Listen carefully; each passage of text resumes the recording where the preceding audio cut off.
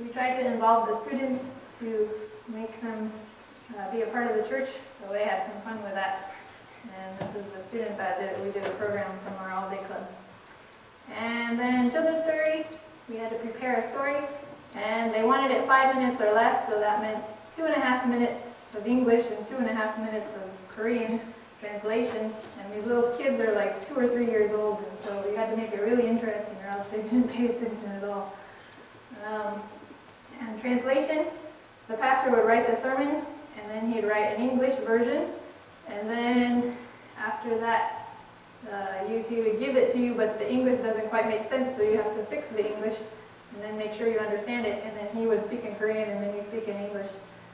And this is the senior pastor, Pastor Ha, and Pastor Jong is the junior pastor. Pastor Jong was very enthusiastic, and his mind was like 20 feet in front of him, and so when he wrote his English sermons, it would be really confusing, and so a lot of the teachers didn't like to do translation with him. But this is an example of one of the sermons, and you can see he wrote, "To Kathryn, sorry I made it too hurried. Please understand my too much mistake in English." But I liked translating with him. I got pretty good at understanding Konglish, and it was kind of like a puzzle to do.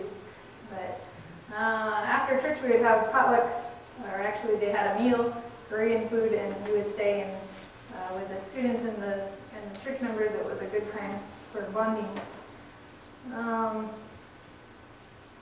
In addition to all these weekend programs, they would have winter camp and summer camp, and we would have an all-day club and try to.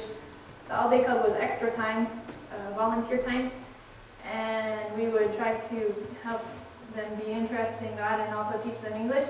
And this place is the Yongpyeong English Village, and they built English villages around Korea. They're supposed to only speak English there. And they go as a kind of a camping thing. And this is junior camp. They have once a term, or once in the fall and once in the spring, and winter camp and summer camp also. So let's see, was there anything else? So I told you already I was the foreign teacher coordinator, so I was the one in charge of making all the schedules. After I was a coordinator for 10 months and making sure all the programs ran well, and also I had to go to Seoul every 2 months for meetings. So basically it was really, really busy, really, really busy, but I had fun. I'm going to tell you a bit about Korean culture. I was there for almost 2 years, but I'm not an expert on Korean culture. But I really enjoyed my experience in Korea.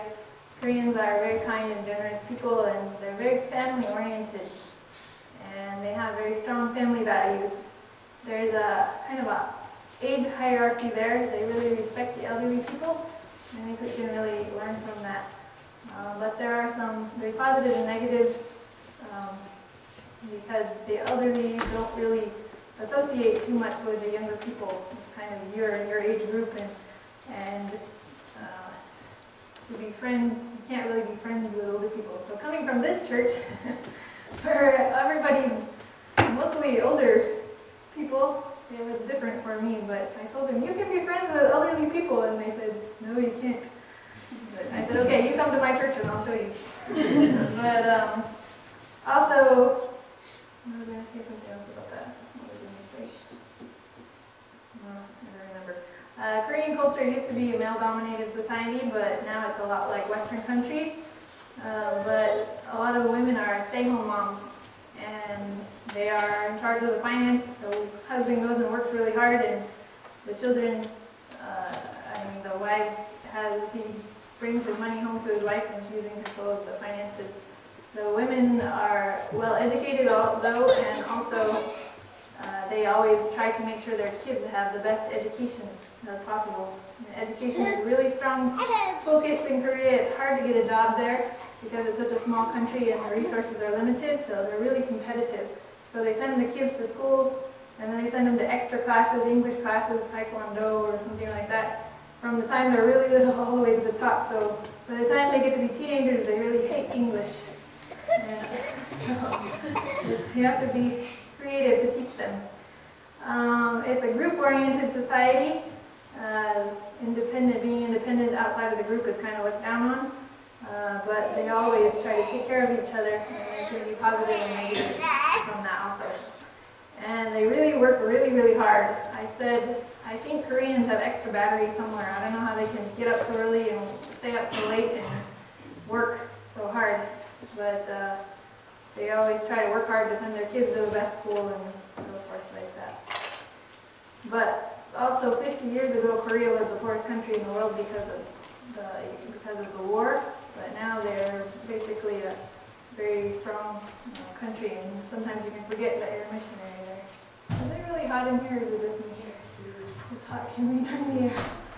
If I'm hot, I know it's really hot. Where's the... Can you turn on the air?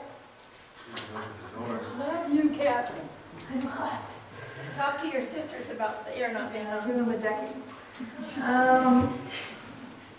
Koreans are very enthusiastic. Everything they do, there's a lot of enthusiasm. I really like that about Korean culture. Whether it's working or playing, they're very enthusiastic. And also, fashion is a really important thing in Korea. Appearance is very important. And they're always making sure they look good. They're very conscious about their weight. And plastic surgery is very popular there, very cheap. I didn't get any. And they always try, they do the surgery where they have this eyelid thing, and it's like they put a little crinkle in their eyelid because they want to look like a Westerner. I'm not quite sure why. But it's pretty popular. Also, Korea is a pretty safe country. They don't, guns are illegal, so they just have knives, and there's not a lot of violence there. They have more, the crime is more of maybe business type crimes like fraud or something like that. So sometimes I've seen people leave their purse and then come back later and it's still there. It's pretty amazing. But sometimes there is some thievery, but not as much as in America. They do have problems with alcoholism over there. They drink a lot of soju, the cheapest drink. And there's a Korean saying that you don't really get to know somebody unless you drink together. So it's pretty popular. And also they have a lot of diseases related to alcoholism and smoking and high stress. So I'm going to show you some pictures that show a bit of Korean culture. This is the hanbok, the Korean traditional dress, and it's very beautiful. A lot of different colors. This is a show I saw once. We were doing downtown in Namporong, and I thought I had been to Hong Kong before. I thought maybe it would be similar to Chinese, but actually there is a distinct difference between different Asian cultures. And Korea is very elegant. Their shows, I really like being able to see them. This is the changu, the Korean traditional drum, one of them. They have a bunch of traditional instruments. I just have a picture of this one. This is a king and queen robe. This is one of the teachers, Lynn, and one of their students. We went to a palace in Seoul. They have some Buddhist influence over there. It's not as strong as in China, but around May they have Buddha's birthday, and so they hang up all these lanterns, and they have them everywhere. And then this is in Seoul. On the river they make all these paper lanterns. It's very pretty. And this river used to be covered by concrete, but they opened it up and they made a nice place to walk. So that's pretty cool. Also, this guy was in Busan Station, and we took a picture as we were eating our pizza. So this guy. Some stuff that we saw that was also around the 5th of May. This is in Insadong. It's a tourist place in Seoul. This is one of the shows they were doing. And this is making traditional rice cakes the way they traditionally make them. They beat them with this hammer. They were just doing it for a show, but I think they have a machine nowadays, but we were just showing how they used to do it. And this is cutting up the rice cakes. Another picture, kind of in traditional dress, they're cutting up the rice cakes. They are making noodles here. I'm not quite sure what kind of noodles, but pretty amazing that guy can do like that. Can you guess what's in here? Huh? Soju. Soju? No. Cabbage? No.